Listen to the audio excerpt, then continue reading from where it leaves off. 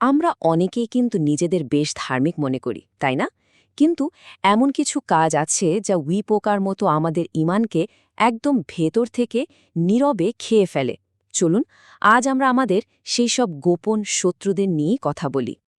আমরা প্রায়ই নিজেদের দিকে তাকাই আর কেমন যেন একটা আত্মতুষ্টিতে ভুগতে থাকি। নিজেদেরকে বলি, আমি তো মদ খাই না, আমি তো সুদের কারবার করি না, আমি তো কবিরা গুনাহ করি না। আর এভাবেই আমরা নিজেদের ধার্মিকতার একটা নিরাপদ আবরণের নিচে লুকিয়ে রাখি। কিন্তু মজার ব্যাপার হল, আমাদের প্রিয় নবী সাল্লাল্লাহু আলাইহি ওয়াসাল্লাম ঠিক এই আত্মতুষ্টির বিরুদ্ধেই আমাদের সাবধান করেছেন। তিনি শিখিয়েছেন, এমন কিছু কাজ আছে যা দেখতে হয়তো খুব ছোট মনে হয়, কিন্তু সেগুলোই ধীরে ধীরে, খুব ধীরে ধীরে একজনের ঈমানকে পুরোপুরি ধ্বংস করে দেয়। তাহলে প্রশ্ন হল, সেই 7টা কাজ আখির কি, যা আমরা হয়তো রোজ করছি, প্রায় প্রতিদিনই করে ফেলছি, কিন্তু একটুও টের পাচ্ছি না যে আমাদের অন্তরটা একটু একটু করে অন্ধকারের দিকে তলিয়ে যাচ্ছে। আসুন আমরা সবাই মিলে এই আলোচনাটা শেষ পর্যন্ত শুনি, কারণ যদি তা না করি তাহলে হয়তো আমরা নিজেদেরকেই সবচেয়ে বড় ধোঁকার মধ্যে রেখে দেব।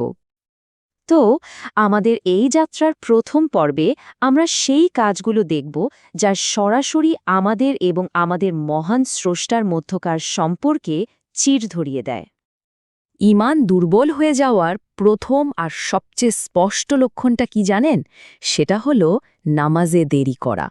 এটা হলো সেই প্রথম ফাটল যা দিয়ে বাকি সমস্ত অবহেলা আমাদের জীবনে ঢুকে পড়ে। আর যারা এমনটা করে তাদের সম্পর্কে আল্লাহ সুবহান ওয়া তাআলা কুরআনে কি বলছেন শুনুন। তিনি বলছেন, আদাউ সলাতা ওয়াত্তাবাউ শাহাওয়াত। এর মানে হলো ওরা সালাতকে নষ্ট করেছে আর নিজেদের খেয়াল খুশির পেছনে ছুটেছে। দেখুন, এখানে মূল ব্যাপারটা কিন্তু নামাজ পুরোপুরি ছেড়ে দেয়া নিয়ে নয়, বরং নামাজকে তার আসল গুরুত্বটা না দেওয়া, দুনিয়ার কাজের অজুহাতে তাকে পেছনে ঠেলে দেওয়া। কিন্তু আমাদের একটা কথা মনে রাখতে হবে, প্রতিবার যখন আমরা নামাজে দেরি করি, আমরা আসলে আল্লাহর সাথে আমাদের নিজের সম্পর্কটাকেই পিছিয়ে দিচ্ছি। স্রষ্টার সাথে সম্পর্ক নষ্ট করার দ্বিতীয় যে কাজটা, সেটা হলো দোয়া করা থেকে নিজেকে গুটিয়ে নেওয়া। এটা অনেকটা নিজের হাতে আল্লাহর রহমতের দরজাটা বন্ধ করে দেওয়ার মতো, তাই না? অথচ দেখুন, আল্লাহ নিজে কত গভীরভাবে আমাদের ডাকছেন। তিনি বলছেন, উদউনি আস্তাজিব লাকুম, মানে তোমরা আমাকে ডাকো, আমি তোমাদের ডাকে সাড়া দেব। এটা তো স্বয়ং আল্লাহর দেওয়া একটা প্রতিশ্রুতি। তাহলে ভেবে দেখুন, যে ব্যক্তি দোয়া করে না, তারই চুপ থাকাটা যেন নীরবে বলছে, আমার আল্লাহকে প্রয়োজন নেই। এটা একটা নীরব অহংকার, যা আল্লাহর সাথে আমাদের কথা বলার পথটাকেই বন্ধ করে দেয়। আচ্ছা, এবার চলুন আমাদের জিহ্বা আর চোখের সেই সব গুনাহের দিকে তাকাই, যেগুলো দেখতে ছোট মনে হলেও আত্মার ভেতরে একটা নীরব ঘাতকের মতো কাজ করে চলে। এরপর যে কাজটা আমাদের ঈমানকে কুড়ে কুড়ে খায়, তা হল গীবত বা পরনিন্দাকে একটা সাধারণ আড্ডার বিষয় বানিয়ে ফেলা, একদম হালকাভাবে নেওয়া। এই পাপটা যে কতটা জঘন্য সেটা বোঝানোর জন্য কোরআন আমাদের একটা ভয়ঙ্কর প্রশ্ন ছুড়ে দেয়। আইয়ুহিব্বু আহাদুকুম আন ইয়াকুলা লাহমা আখিহি মাইতান। এর মানে হলো, তোমাদের মধ্যে এমন কেউ কি আছে যে তার মৃত ভাইয়ের মাংস খেতে পছন্দ করবে? এই গীবত প্রায়ই আমাদের জীবনে ঢুকে পড়ে হাসি তামাশার ছলে কিংবা সাধারণ গল্পগুজবের আড়ালে। অনেক সময় তো আমরা কথা শুরুই করি এইভাবে যে, আমি পরনিন্দা করার জন্য বলছি না, কিন্তু কিন্তু এর আধ্যাত্মিক পরিণতি যে কতটা ভয়াবহ। গীবত আমাদের সমস্ত ভালো কাজগুলোকে ঠিক সেভাবে খেয়ে ফেলে, যেভাবে আগুন শুকনো কাঠকে পুড়িয়ে ছাই বানিয়ে দেয়। এরপর আসে চোখের গুনাহ, হারাম দৃষ্টিকে একদম তুচ্ছ মনে করা, যা আসলে ঈমানের আলো নিভিয়ে দেওয়ার একটা শর্টকাট ছাড়ার কিছুই না। আমাদের সুরক্ষার জন্যই তো আল্লাহ এই নির্দেশটা দিয়েছেন। তিনি বলেন, কুল্লিল মুমিনিনা ইয়াগুদ্দু মিন আবসারিহিম, অর্থাৎ মুমিন পুরুষদের বলুন তারা যেন তাদের দৃষ্টিকে নত রাখে, সংযত রাখে। ব্যাপারটা ঘটে খুব দ্রুত, প্রথমে একটা হারাম দৃষ্টি, তারপর আরেকটা, আর এর ফলশ্রুতি হৃদয়ে এমন এক আগুন জ্বলে ওঠে যা অন্তরের সমস্ত শান্তি পুড়িয়ে ছারখার করে দেয়। বিশ্বাস করুন, এই অবৈধ দৃষ্টি ঈমানের আলো নিভিয়ে দেওয়ার সবচেয়ে সহজ আর দ্রুততম পথ। এবার আমরা কথা বলবো পবিত্র আমানত নিয়ে, মানে সেই সব সম্পর্ক নিয়ে যা রক্ষা করা আমাদের উপর ফরজ, আর যেখানে সামান্য একটা ভুলও মারাত্মক হয়ে উঠতে পারে। এই তালিকার পঞ্চম ধ্বংসাত্মক কাজটা হল নিজের বাবা মাকে কষ্ট দেওয়া। এটা এমন একটা কাজ যা আপনার দোয়াকে আসমানে পৌঁছানোর আগেই আটকে দেয়। এই সম্পর্কের সংবেদনশীলতা বোঝাতে গিয়ে কোরআন বলছে, ফালা তাকুল্লাহুমা উফফেন। ভাবা যায়, একটা সামান্য উফ শব্দ, একটা বিরক্তির শব্দ এখানে নিষিদ্ধ। এটা থেকেই বোঝা যায় এই সম্পর্কের পবিত্রতা কতটুকু। আর এর পরিণতি অত্যন্ত গুরুতর। বলা হয় বাবা মায়ের চোখের এক ফোঁটা পানি আল্লাহর আরশ কাঁপিয়ে দেওয়ার জন্য যথেষ্ট। আর যে সন্তান তার বাবা মাকে কাঁদায়, তার দোয়া আসমানে পৌঁছানোর রাস্তাটাই বন্ধ হয়ে যায়।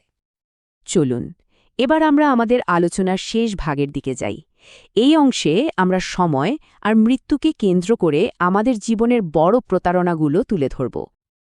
আমাদের তালিকার ৬ নম্বর কাজটা হল সময়ের অপচয় করা। এটা এমন একটা সম্পদ যা একবার হাত থেকে চলে গেলে আর কখনোই ফিরে পাওয়া যায় না। আল্লাহ তাআলা নিজের সময়ের কসম খেয়ে এর সর্বোচ্চ গুরুত্ব আমাদের বুঝিয়েছেন। তিনি বলেন, ওয়াল আসরি ইন্নাল ইনসানা লাফি খুসর, অর্থাৎ সময়ের কসম, নিশ্চয়ই মানুষ বড়ই ক্ষতির মধ্যে নিমজ্জিত। উদ্দেশ্যহীনভাবে মোবাইলের স্ক্রিনে তাকিয়ে থাকা, অপ্রয়োজনীয় ভিডিও দেখে ঘণ্টার পর ঘণ্টা পার করে দেওয়া, এগুলোকে কি আমরা শুধু সময়ের অপচয় বলি? না, আমাদের জীবন তো ওই ছোট ছোট মুহূর্তগুলোরই একটা যোগফল। সুতরাং সময় নষ্ট করার আসল অর্থ হল নিজের জীবনটাকেই নষ্ট করা। এবং ৭ নম্বর, আর সম্ভবত আমাদের সবচেয়ে বড় গাফিলতি হল মৃত্যুকে ভুলে থাকা। এটা এমন এক বিস্মৃতি যা আমাদের জন্য সব পাপের দরজা হাট করে খুলে দেয়। এটা এমন এক চরম সত্য যা থেকে কেউই পালাতে পারবে না। আল্লাহ আমাদের বারবার মনে করিয়ে দেন, কুল্লুন নাফসিন দায়িকাতুন মাউত, অর্থাৎ প্রতিটি প্রাণকেই মৃত্যুর স্বাদ গ্রহণ করতে হবে। দেখুন, পাপের সাথে সম্পর্কটা খুব সহজ। যে মানুষ মৃত্যুকে ভুলে যায় তার জন্য পাপ করাটা একদম সহজ হয়ে যায়। আর যে মানুষটা প্রতিনিয়ত মৃত্যুকে মনে রাখে তার জন্য পাপের পথে পা বাড়ানোটা কঠিন থেকে কঠিনতর হয়ে পড়ে। এখন নিজেকে প্রশ্ন করার পালা, আমরা কোন দলে আছি? এতগুলো সতর্কবাণীর পর চলুন আমরা উপসংহারের দিকে যাই, যেখানে ভয়ের আধারের মাঝেও আল্লাহর রহমতের এক চিলতে আলো অপেক্ষা করছে। এই পুরো আলোচনা শোনার সময় যদি আপনার মনে সামান্যতম ভয় জেগে ওঠে, যদি আপনার অন্তর একটুও কেঁপে ওঠে, তাহলে একদমই হতাশ হবেন না, বরং এটা একটা অনেক বড় শুভ লক্ষণ। জেনে রাখুন, আপনার ঈমান এখনও মরে যায়নি, ওটা এখনও বেঁচে আছে। আসুন আমরা সবাই মিলে অন্তর থেকে এই দোয়াটি করি আর আল্লাহর কাছে আশ্রয় চাই। আল্লাহুম্মা সাব্বিত কুলুবানা আলা দীনিকা। হে আল্লাহ, আমাদের অন্তরগুলোকে আপনার দিনের উপর দৃঢ় আর অবিচল রাখুন। তাহলে এখন আমাদের করণীয়টা কি? আমাদের সামনের পথটা কি হবে? দেখুন, প্রথম কাজ হল এক মুহূর্ত দেরি না করে আল্লাহর কাছে ফিরে আসা, তওবা করা। দ্বিতীয়ত, এই কথাগুলো, এই বার্তাটা অন্যদের কাছেও পৌঁছে দিন। কে জানে, হয়তো আপনার কারণেই আরেকটা ঘুমন্ত আত্মা জেগে উঠবে।